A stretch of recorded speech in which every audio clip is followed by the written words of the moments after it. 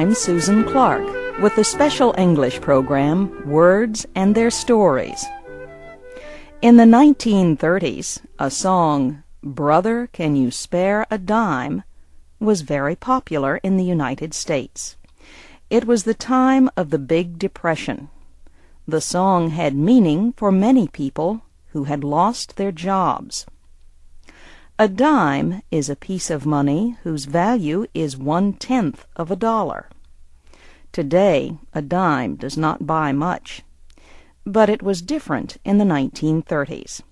A dime sometimes meant the difference between eating and starving.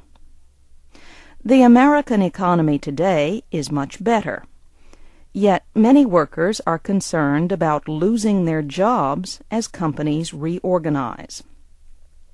Americans have special ways of talking about economic troubles. People in business may say they feel the pinch, or they may say they are up against it. Or if things are really bad, they may say they have to throw in the towel. A pinch is painful pressure. To feel the pinch is to suffer painful pressure involving money. The expression, feel the pinch, has been used since the 16th century. The famous English writer William Shakespeare wrote something very close to this in his great play, King Lear. King Lear says he would accept necessity's sharp pinch. He means he would have to do without many of the things he always had. Much later, the Times of London newspaper used the expression about bad economic times during the 1860s. It said, so much money having been spent, all classes felt the pinch. Worse than feeling the pinch is being up against it. The saying means to be in a lot of trouble. Word expert James Rogers says the word it in the saying can mean any and all difficulties. He says the saying became popular in the United States and Canada in the late 19th century. Writer George Ade used it in a book called Artie. He wrote, I saw I was up against it.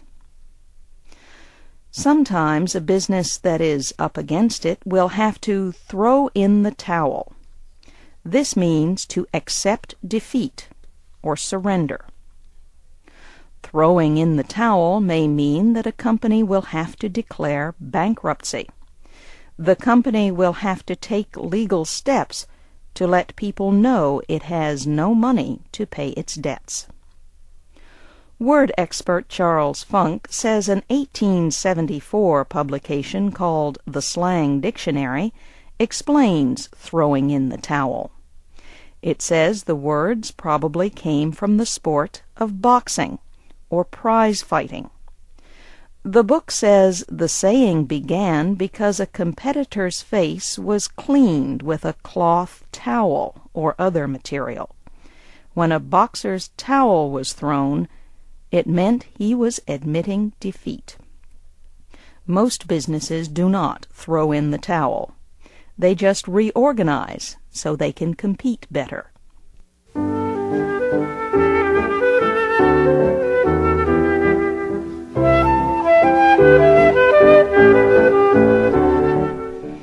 This Words and Their Stories was written by Jerry Watson. I'm Susan Clark.